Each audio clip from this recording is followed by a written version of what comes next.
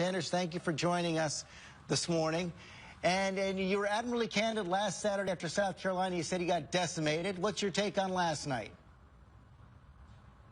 Well, I think we did great overall yesterday. We won, as you mentioned, by over 2-1 in Kansas. We did very well in Nebraska. There's going to be a caucus in Maine, and if the turnout is high, I think we're going to win there. That would mean that we'd have won 8 primaries and caucuses. And what impresses me very much, George, and it's what I mean when I talk about a political revolution, in Kansas, they had the largest voter turnout in their caucus history. That was the case in Colorado, where we won as well. In fact, in every primary and caucus that we have won by double-digit numbers, and we're winning all across the country. But so I think geographically, we're looking good. I think we have a path toward victory. You've still got that demographic problem, though. You've still got that face. You're winning in these states that are overwhelmingly white, like Kansas and Nebraska. Any state that has more than about 10% African-American vote, she's killing you.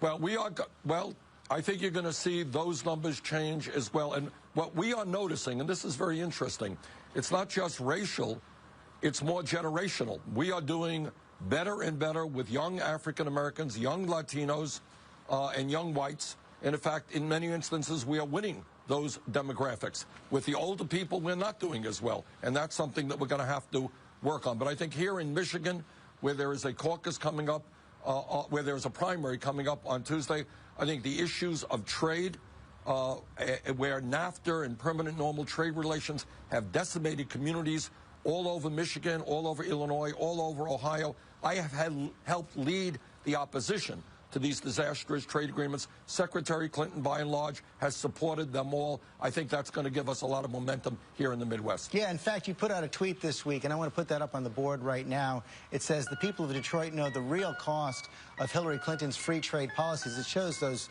abandoned buildings, those abandoned homes in downtown Detroit. Is that really fair, though? I mean, Detroit has been hollowed out since the race riots in 1968.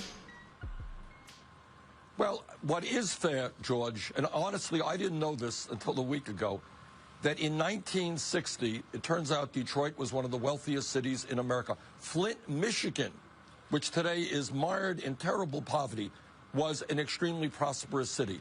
There is no doubt, I don't think anyone debates this, that these disastrous trade policies, NAFTA, permanent normal trade relations with China, have cost this country millions of decent-paying jobs and resulted in a race to the bottom where many of the new jobs being created pay significantly less than those jobs used to pay years ago. That is the result of a disastrous trade policy. I'm not going to say it is the only problem that Detroit or Flint has, but it is a significant part of the decline of many, many communities in America. Companies shut down in this country. They go to China, they go to Mexico, pay people low wages, bring their products back into the United States. Very bad policies for the American worker. At the same time, there's a new poll out this morning in Michigan, the NBC Marist poll, which still shows you pretty far back, 57 to 40. That's a lot of ground to make up in just a few days. Well, you know, it's a funny thing about these polls, George. And we started this campaign, as you well know, at 3% in the polls, 3%. We have come a very, very long way, closing the gap nationally with Secretary Clinton. I'm very proud that in many of these matchups that take place, Sanders versus Trump, Clinton versus Trump, you know who's doing better against Trump? Bernie Sanders is. And in almost every state that we have contested, we start off in Iowa, we started off 50 points behind. New Hampshire, 30 points behind. One New Hampshire tied in Iowa. We are closing the gap here in Michigan, and I think we're going to surprise people on election night. But as you know, the delegate math is working against you. Democrats have proportional representation. She now has about a 200-delegate lead. That's bigger than any lead at this point than Barack Obama had over Hillary Clinton back in 2008. So don't you have to do something brand new to try to change the dynamic? You'd have to win by massive numbers in just about every state. Well, here's what I think. You're right. I mean, your numbers are correct. But, you know, we're still fairly early in the process. I think there's maybe 18, 19 states that have voted.